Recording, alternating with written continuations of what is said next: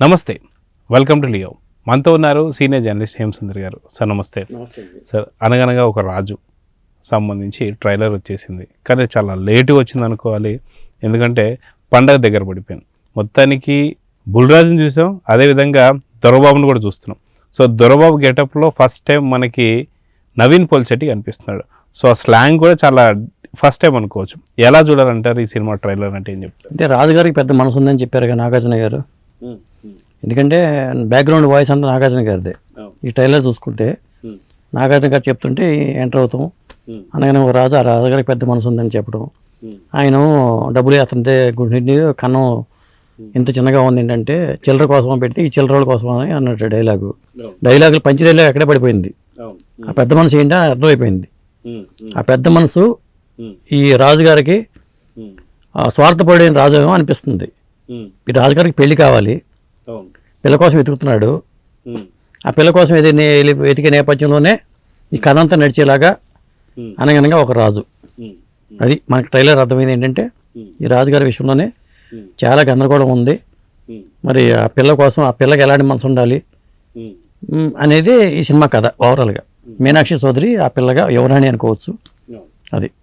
So Rao Ramesh గారు మనకు కనిపిస్తున్నారు. పర్టికులర్లీ ఇలాంటి క్యారెక్టర్కి అయితే రావు రమేష్ గారు అయితే పెట్టిన పేరు అనుకోవచ్చు.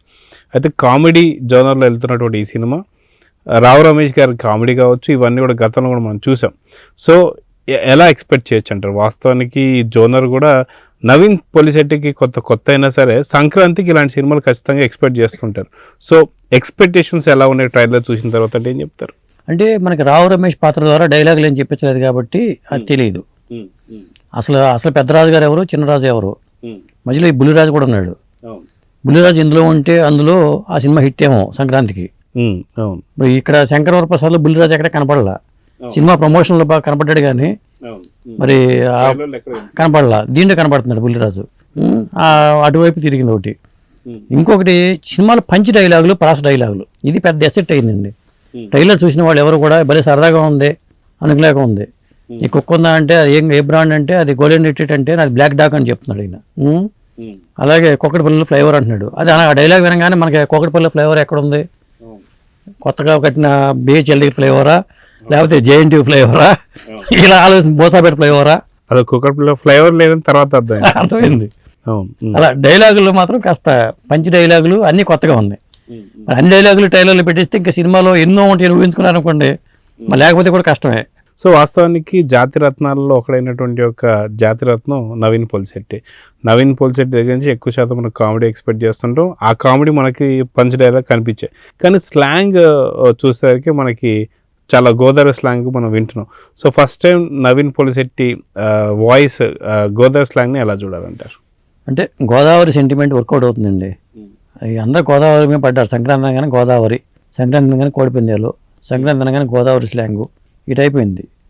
ఇప్పుడు మారి తమిళ డైరెక్టర్ మారి ఈ సినిమాకి డైరెక్టర్. తమిళ డైరెక్టర్స్కి సితార ఎంటర్టైన్మెంట్స్ వాళ్ళు చేశారు. కానీ జనరల్గా సినిమా ఎప్పుడో రిలీజ్ కావాల్సిన సినిమా కాస్త లేట్ అయినా కానీ ఇప్పుడు ఈ ట్రైలర్ చూసిన తర్వాత సంక్రాంతి సినిమాల్లో ప్రకంపనలు పుట్టిస్తున్నట్టుగా ఉంది. మరి ఇదేంట్రా బాబు ఇన్ని పంచి డైలాగులు ఉన్నాయి, మన సినిమాలు ఇన్ని లేవే, మన శంకర ప్రసాద్ ఉతికారేస్తా అన్నారు, బట్టలు ఉతున్నారు, ఇందులోనేమో అది అందులో ఒకటి ఉంటే ఇందులో 10 ఉండి కనబడుతున్నాయి ఏంట్రా బాబు అనుకునేలాగా ఉంది. కాబట్టి వెనకాల వస్తున్న అనగనగా ఒక రాజు ముందుకెళ్తాడా వెనకబడిపోతాడా అని తెలియదు కానీ కొద్దిగా ప్రకంపనలు పుట్టిస్తున్నాడు అనగనగా ఒక రాజు. సంక్రాంతికి సంబంధించి ఖర్చులు చాలా భారీగా ఉంటాయి. ప్రతి సినిమాకంటూ ఖర్చు పక్కనే పెట్టుకోవాల్సి వస్తుంది. సో ఈ సినిమా చూసిన తర్వాత, ఈ సినిమాకి సంబంధించిన ట్రైలర్ చూసిన తర్వాత అప్పు చేసినా సరే కొంత డబ్బులు వెనకేసుకోవాలనే ఆలోచన వస్తుందా లేదంటే ఏం చెప్తారు? మీరు ఎట్లా ఉందంటే పుస్తులమ్మి పులస తినమంటున్నట్టుగా ఉంది. పుస్తులమ్మైనా పులుస్తున్నట్టుగా ఉంది. ఇంట్లో ఉన్న డబ్బులన్నీనేమో రాజాసాబ్ గారికినో శంకర ప్రసాద్ గారు ఖర్చు పెట్టేసామనుకో, పుస్తులమ్మైనా ఈ రాజుగారి సినిమాకి వెళ్ళాలేమో. గోదావరి పులస అంటాం కదా, ఇప్పుడు జనం అంతా వలస జీవులు, సంక్రాంతికి వలసపోతూ ఉంటారు. అక్కడికి వెళ్ళేసరికి రాజా గారి దగ్గరికి వెళ్దాం అనగానే ఒక రాజు దగ్గరికి వెళ్దామని డబ్బులు లేకపోతే చివరికి మీరు చెప్పినట్టుగా అప్పు చేసినా సరే చూడాలేమో. తర్వాత అంతా అయిపోయిన తర్వాత విలసలాగా తిరిగి వస్తారు, విలవలాడుతూ వస్తారు, విలసలాగా వస్తారు. అదే మొత్తానికి సినిమా పైన అంచనాలు పెరిగాయా తగ్గా అంటే ఏం చెప్తారు? ఇప్పటిదాకా అంచనాలు లేవు. ట్రైలర్ వచ్చాకైతే ఖచ్చితంగా అంచనాలు పెరిగినాయి అని చెప్పొచ్చండి. ఎందుకంటే ఈ సినిమాలో చాలా మసాలా ఉంది, అలాగే కామెడీ మసాలా దట్టించారు.